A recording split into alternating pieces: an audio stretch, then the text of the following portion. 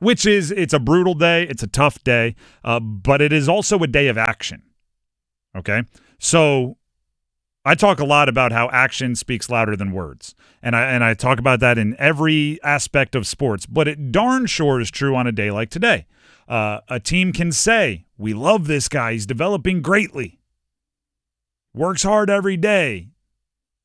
Well, on a day like today, he's either on your 53 or he's not, right? If he's cut, you didn't love him that much, right? Or we want to run the ball. We want to be run first and stop the run. It's like, well, you kept below league average interior defensive linemen, and you kept a whole mess of corners or whatever it is. It's like, all right, well, it looks like you're going to be doing something a little different.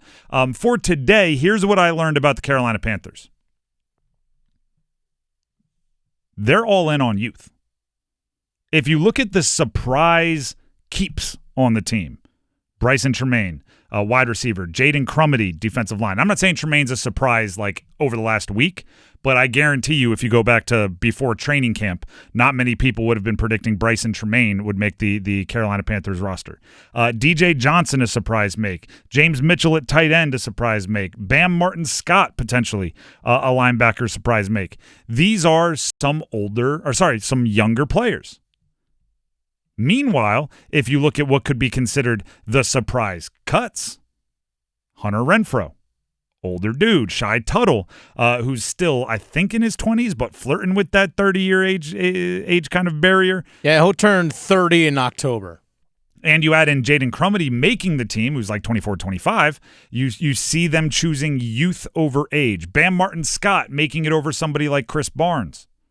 Right? We're seeing a team that inherently chose youth over age.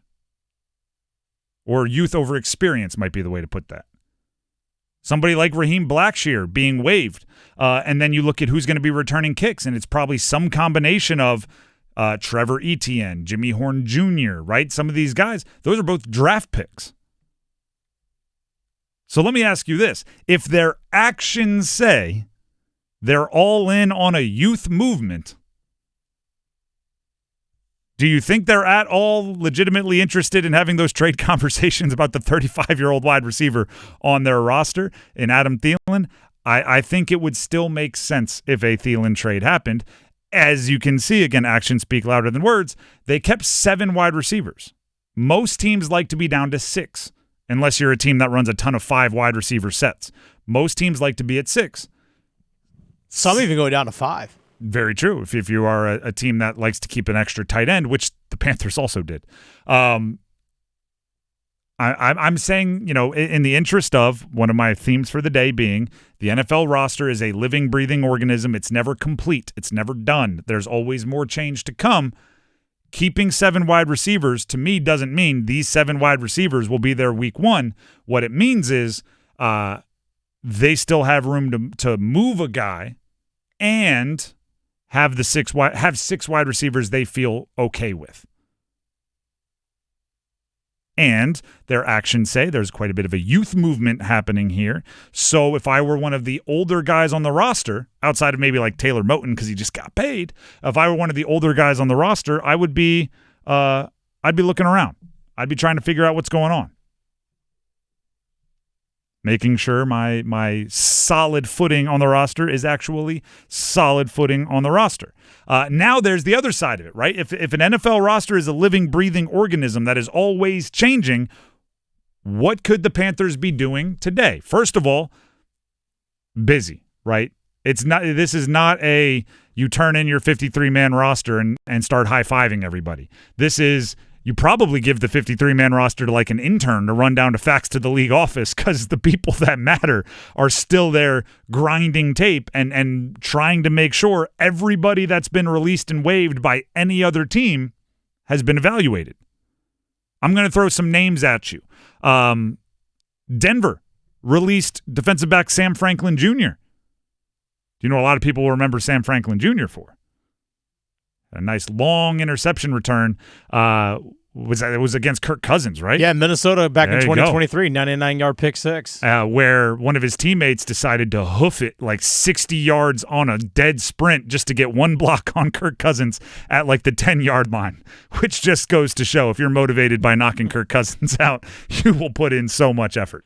But no, Sam Franklin Jr. is a player that has some credentials as a special teamer and obviously as a depth defensive back, which is a position of need for the Panthers. I would not be shocked if they bring him back. By the way, Sam Franklin also known for last year, I saw this, witnessed it with my own eyes, him trying to fight a Tampa Bay Buccaneer post-game. There you go. So in the locker room tunnel area. Ride or die with the Panthers. I have video of that. An enemy of your enemy is your friend. How about this? There's a cornerback from New England, Brandon Crossley. Now, I threw him on this list specifically because I don't know much about him. But the announcement, and I'm going to go find exactly who said it, the announcement of him being released came with something that I found very interesting for the Panthers. So it was Mike Reese, who is an ESPN reporter, covers the New England Patriots, tweeted out, undrafted free agent cornerback Brandon Crossley has been informed the Patriots intend to release him. Got his hands on the football in camp. Patriots have some depth there, which made it a longer odds push for a roster spot. That's the type of thing that I would be looking for if I were the Panthers. A team that has a position of strength and depth. So, somebody could have a great camp and still not make it by no fault of their own, and somebody that brings one of the few skill sets that I think are absolutely craved by the Panthers, one of which is getting your hands on the football, forcing turnovers. So just that 2-sentence tweet from Mike Reese, who Mike Reese is pretty good. Like he's not a beat reporter that's going to super exaggerate or hyperbolize. Just that would make me go, all right, which scout scouted this guy? Who's the regional scout? What do we know about him? Could this be somebody we're interested in? Because corner is a position of need, depth at corner, as well as guys that are ball hawks, guys that can get their hands on the ball.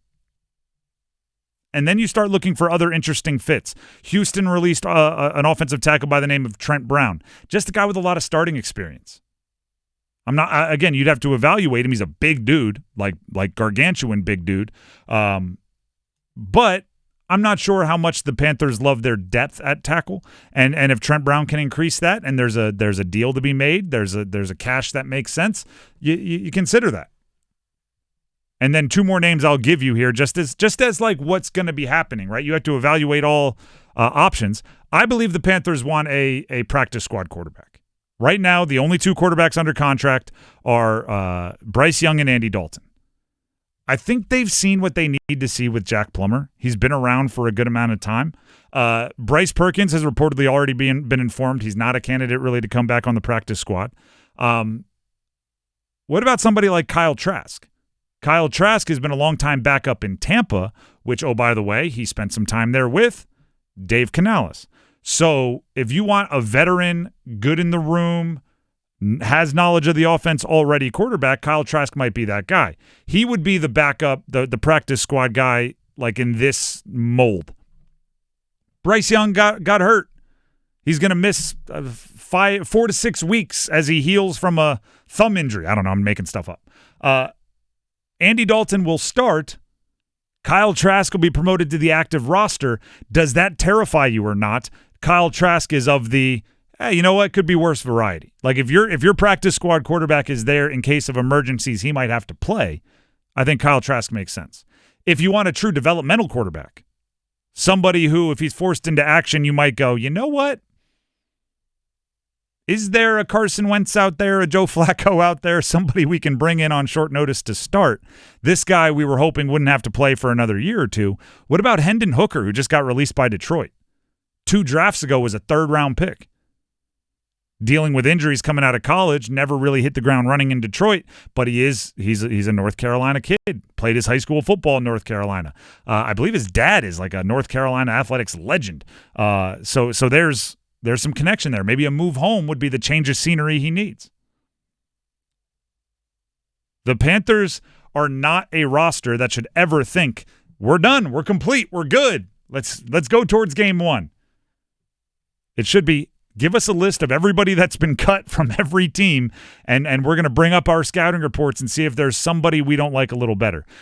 And then last part here, they don't have as high a waiver priority as they had last year, right? Last year through week 3, they had priority number 1, which means whoever they wanted, they got, right? If somebody was on waivers, they wanted them, you got first priority. That's from being the worst team the year before. This year, they're going to have 8th.